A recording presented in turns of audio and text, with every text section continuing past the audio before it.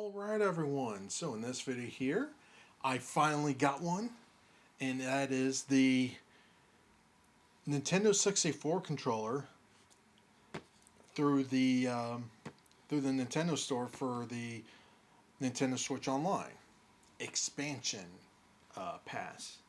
So this is a wireless controller for the Nintendo Switch that is modeled after the Nintendo 64. And I actually do have an original one for comparison. So we're going to look at that. But let's go ahead and unbox this. Now the box design of this is pretty much identical to the Super Nintendo and the NES version. The red box, not much in terms of packaging, and basically the instructions in the back. So let's go ahead and open this up.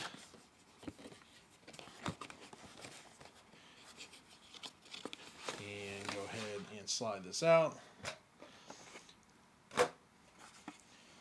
And let's go ahead and grab that. And of course, another USB cable. I'm just going to leave the cable in there just because I already have a lot of these cables lying around. So no need to keep that in there.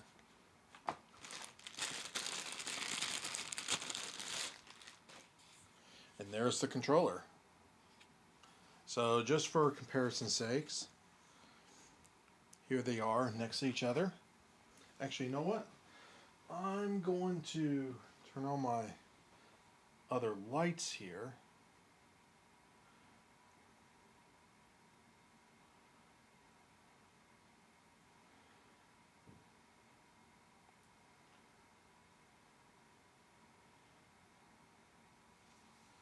All right.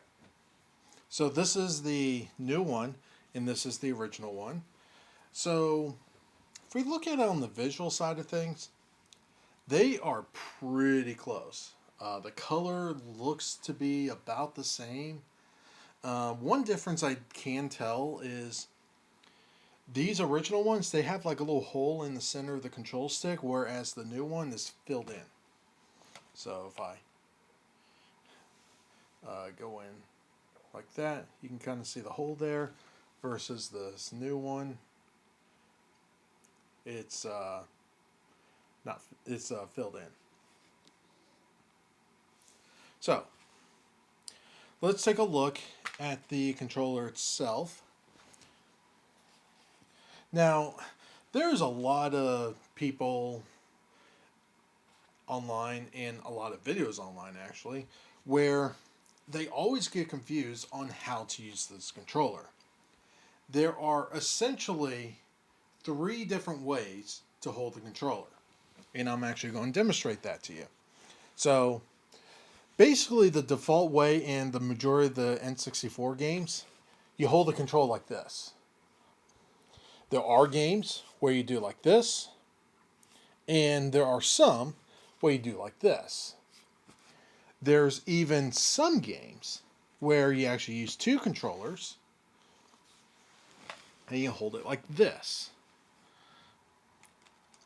So basically, games like, say, GoldenEye 007, you can then use 2 controllers for the 2 analog sticks for dual stick first person shooters. Yes, I'm actually not kidding. If you have a copy of GoldenEye 007, go into the menus. There's going to be a controller option to use 2 controllers, and this is how you do it.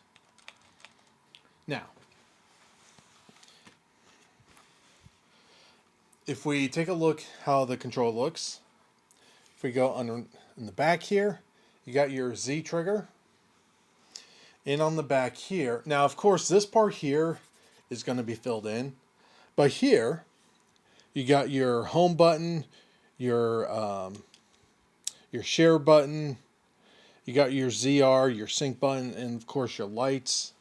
If you're wondering why I said this is filled, it's because on the original, you actually had options for like memory cards or even the rumble pack, which I actually have it right here. So So here is a rumble pack. You pop it in. You got rumble. Now, of course, looking on its side, it looks kind of ridiculous, but it was a thing back in 1996. Are there batteries in this? No. So yeah, that was a thing. Now, it's going to be a little hard to judge how well the buttons feel compared to the original, and even most importantly, the analog stick. Because this is brand new, this is probably the best feeling one I have of this. And this to me feels pretty much about right. This one, I have to say, a little bit on the stiff side. This is a pretty stiff analog stick. The problem is, I can't say if it's because that's just how these new ones are designed, or the old ones were like that, but because of wear and tear, they just loosen up all the over time. I actually have another one here, and it feels even slightly looser than this one, but this one's pretty tight.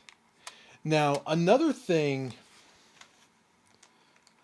I kind of noticed, and I'm actually trying to use it, these older ones real quick. To me, it seems like this plastic they used is a little too smooth. These older ones, they have just enough grip on it so that you can still slide your thumb around it pretty smoothly, but it's grippy enough so that it actually stays in place. This, to me, doesn't grip well. So, like, I'm trying to do this, and every once in a while, well, okay, now it's starting to do that. But okay, now it's starting to slip. Every once in a while, my thumb would just slip out. Whereas this, I can just do all the things I need to do, and it's fine. So I'm not 100% sure, honestly, if it's this, the plastic they used, or because this analog stick is a little too stiff. But maybe it's just one of those things that after you do this for a while, it'll loosen up a bit. But yeah, let's see if I can hook this up to the switch. So I'm just going to throw these controllers out of the way for now. I'll just grab my Switch OLED.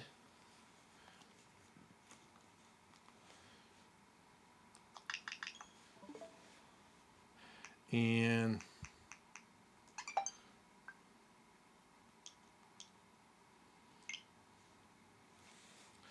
all right, let's see.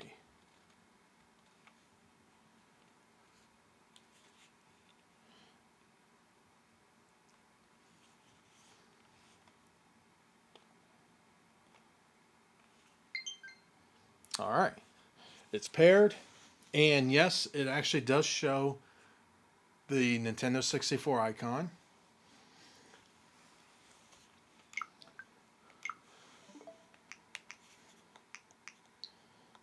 And it does actually show the N64. So let's go ahead and boot it into this. Now these, part of the reason why, and I understand this, part of the reason why you have to buy this directly from Nintendo and you have to be a member of the expansion pass is that these controllers are pretty much designed for this. So in a way, you kind of have to jump through some hoops. If you really want these controllers, you have to go through that route. But you know what? Let's boot in here. It's me, Mario. Hello. Okie dokie. And by the way, I didn't really want to play too much N64 games on here because honestly, this is really the best way to experience it. And I really wanted to get one of these before I even bother with this.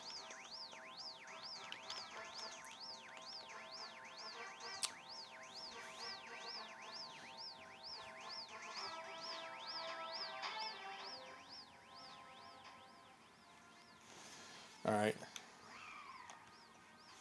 Let's just wait for that thing to come up.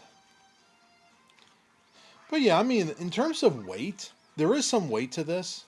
Actually, let's say there's rumble. No, there's no rumble. There is supposed to be rumble in this. All right.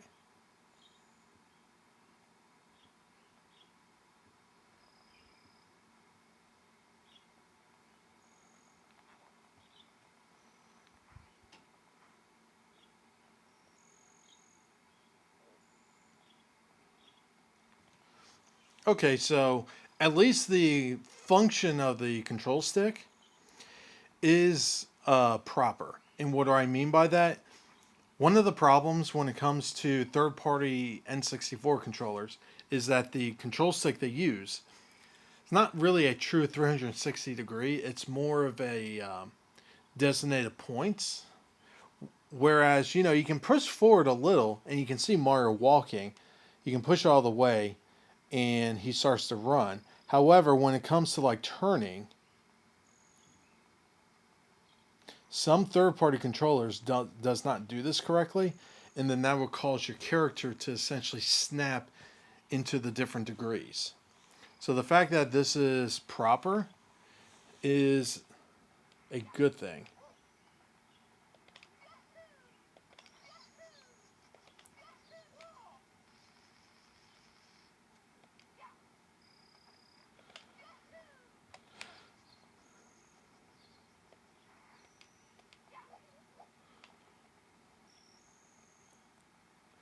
So maybe over time this control stick will loosen up.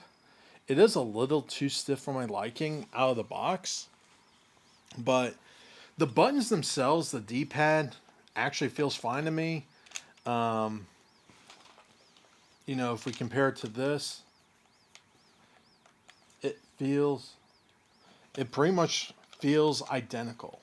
So for $50 though, this is a $50 controller.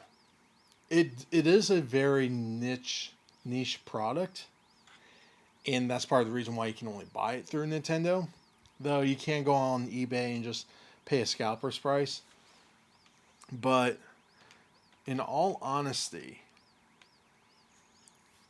could you experience this just playing the game like this on the Switch? You know, with the Joy Cons or even just the regular Pro controller? Yeah, you could. But this is the true way of doing it. So, yeah, that's just a unboxing and quick impressions on this controller. Um, for the most part, I still give it a thumbs up. Though, if there are any changes with this, I'll let you know. Why?